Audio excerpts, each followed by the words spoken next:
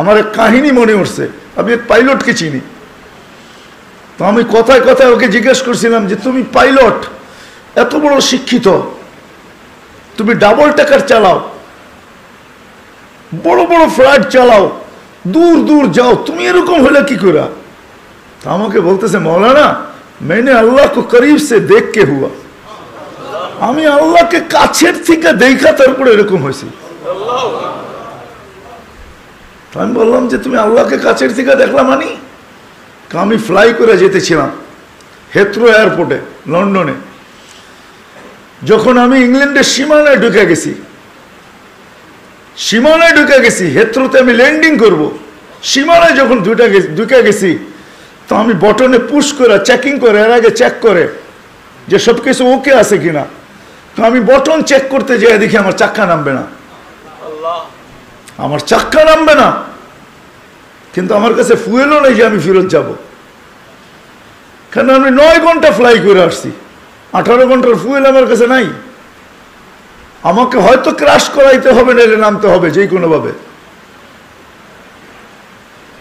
বলে আমি হেথ্রো টাওয়ারের সাথে যোগাযোগ করছি যে আমার এই অবস্থা, কি করবে করো, আমার কাছে ফুয়েল নাই, আমাকে হয়তো ক্র্যাশ হইতে হবে, নাহলে কোনো ব্যবস্থা হইতে হবে যে আমি ল্যান্ড করতে পারি।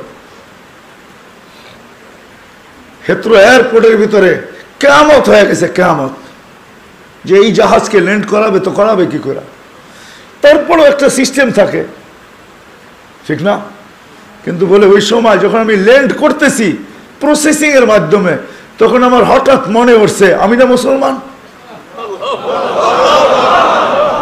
তখন আমার মনে উঠছে আমার আল্লাহ না সব পারে। বলে আমি চিৎকার দিছি ককপিটের ভিতরে, আমার আল্লাহ সব পারে বলে বটনে চাপ দিছি, গড়গড়ে আমার চাক্কা নেমে গেছে। আমি স্বাভাবিকভাবে ল্যান্ডিং করছি। এর আগের কিয়ামতের চেয়ে বড় কিয়ামত হয়ে গেছে, পুরো এয়ারপোর্ট ছুটে আসছে। তুমি আমাদেরকে এই ধোকা দিলে, তো দিলে কেন? তোমার জন্য হেথ্রো এয়ারপোর্টের মতো হাজারো ফ্লাইটকে আমরা বাতিল করছি, ডাইনে বামে পাঠায়া দিছি যে অঘটন থেকে বাঁচার জন্য। তুমি তো স্বাভাবিকভাবে ল্যান্ডিং করলে। তাই আমি বললাম যে চেক করো, তারপরে কথা বলো। তো ওরা যখন চেক করছে, চেক করার পরে দেখছে এই চাক্কা নামলো, তো নামলো করে, তোর সব সিস্টেম তো ফেল, এটা কি করে নামলো? বলে আমি দ্বিতীয়বার দরজার ভিতরে দাঁড়ায় চিৎকার দিছি আমার রব সব পারে। তখন আমি এয়ারলাইন্সের মালিককে, এয়ারলাইন্স চালাদেরকে চাবি বুঝাইয়া দিছি, লও তোমাদের চাবি, 4 মাস পরে চাবি আমি হাতে নিব, যদি দেও, এর আগে নিব না। আমি এইখান থেকে চললাম, কেন আমি মালিককে কাছের থেকে দেখা ফেলছি। সত্য এটাই, আমি আপনাদেরকে এই সন্ধানে দিতেছি, সত্য এটাই। এই জন্য আমিও দেখা বলতেছি যে এই দেশের মাটির সাথে, মানুষের সাথে আল্লাহর ভালোবাসা আছে। কেন এই দেশে একটা পরিবেশ আছে যেটা দ্বারা মানুষ হবে। এত মসজিদ দুনিয়ার কোথাও নাই, এত মাদ্রাসা মক্তব দুনিয়ার কোনো দেশে নাই, এত হক্কানি আলেম দুনিয়ার কোনো দেশে নাই, এত আল্লাহওয়ালা গলি গলি দুনিয়ার কোনো দেশে নাই। জুড়বো তো? যুবকরা কি বলে? আমি কি বুঝাইতে পারলাম? হ্যাঁ, মানুষ বানায় নিয়ে যাও ইনশাআল্লাহ। মনের স্বাদ আল্লাহ জান্নাতে মিটাবে। আমাদের মালিক শুধু মনের স্বাদ মিটাবে না, বরং আমরা যতটুকু স্বাদ রাখবো এর চেয়ে 10 গুণ বেশি স্বাদ আল্লাহ আমাদের মিটায় দিবে। আমাদের মালিক বড় মালিক, আমাদের আল্লাহ বড় আল্লাহ। হ্যাঁ, আমাদের মালিক বহুত বড়, যেটার বর্ণনা দিয়ে শেষ করা যাবে না। কত বড় আমাদের মালিক, সব রাখা আছে। যুবক, একটু সহ্য করো। হ্যাঁ, দুর্গন্ধময় জায়গা দিয়া যাইতে কারো কাছে রুমাল না থাকলে যেরকম নাক চাইপা ধরে আর দ্রুত পার হয়, ঠিক এই ছোট জীবনটাকে এইভাবে পার করো, 4 জিনিসের সাথে সংযুক্ত করা। ইনশাআল্লাহ তুমি ওই যুবক হইয়া ফিরবে, ওই যুবক। আমি আজকে এক জায়গায় বলতেছিলাম যে ওই আমার মনে হয়, আমি বলি যদি ওলামা আমার উপরে আঙ্গুল না উঠায়, তুমি ওই যুবক হইয়া ফিরবে আল্লাহ আল্লাহর রহমতের আঁচলের নিচে তোমাকে রাখবে। যেরকম মা সন্তানকে আঁচলের নিচে রাখে, আল্লাহ তার রহমতের আঁচলের নিচে তোমাকে রাখবে। ওই যুবক হয়ে ফিরবে। করবো তো পাক্কা?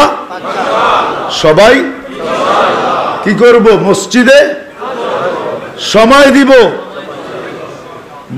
দিনী মাদারেসের সাথে নিজের সম্পর্ক জড়ব, হক্কানি আলেমদের সাথে সম্পর্ক জড়ব, হক্কানি আল্লাহওয়ালাদের সাথে নিজেদের সম্পর্ক কি জড়ব, নিজেদেরকে বাঁধবো, 4 জায়গার সাথে বাইদা রাখবো। যত বেশি দিতে পারি তত উপকৃত হব, তত তাড়াতাড়ি হবে। কিছু মেশিন আছে, কিছু সিস্টেম আছে, হ্যাঁ কিছু সিস্টেম আছে তাড়াতাড়ি হয়, কিছু সিস্টেম আছে স্লোলি হয়, ঠিক না? আস্তে আস্তে হয়, সময় লাগে। আবার কিছু আছে কি খুব দ্রুত হয়। ইনশাল্লাহ যত বেশি সময় দিব তত বেশি আল্লাহ আমাকে মানুষের মতো মানুষ তত দ্রুত গতিতে বানাবে। 4 ক্ষেত্রের সাথে নিজেকে নিজে চুরি। 1 মসজিদ, সময় পাইলেই মসজিদে ঢুকি। আজকের থেকে প্রয়োজন যতটুকু অতটুকু অফিসকে দেন, প্রয়োজন যতটুকু অতটুকু বাজারকে দেন, প্রয়োজন যতটুকু অতটুকু হাটকে দেন, মেল ফ্যাক্টরিকে দেন, কল কারখানাকে দেন, রোড ঘাটকে দেন।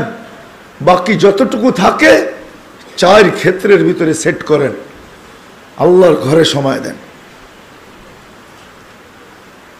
দিনী মাদারেসের ভিতরে সময় দেন,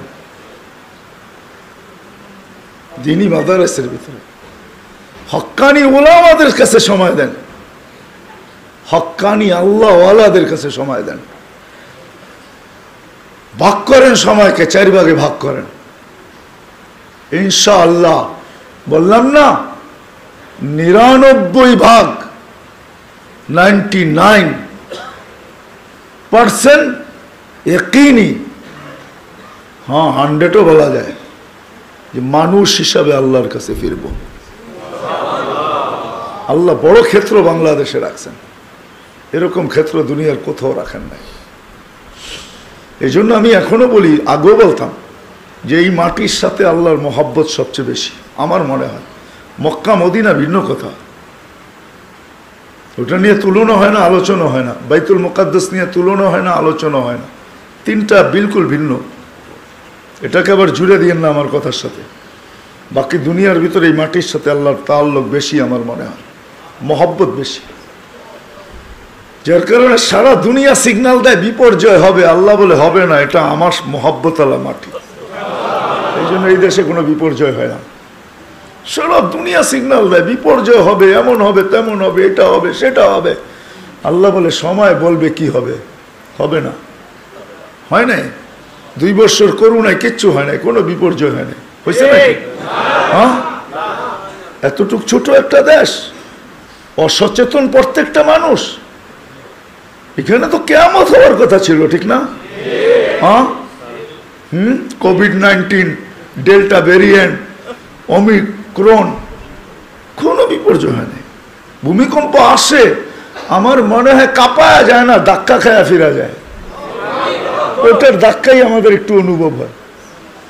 আমি মনে করি, আপনারা কি মনে করেন জানি না, আমি ভাবি, এটা নিয়ে খুব ভাবি, সারাদিন ভাবি যে বাংলাদেশে 8.7 ভূমিকম্প, কোনো বিপর্যয় নাই।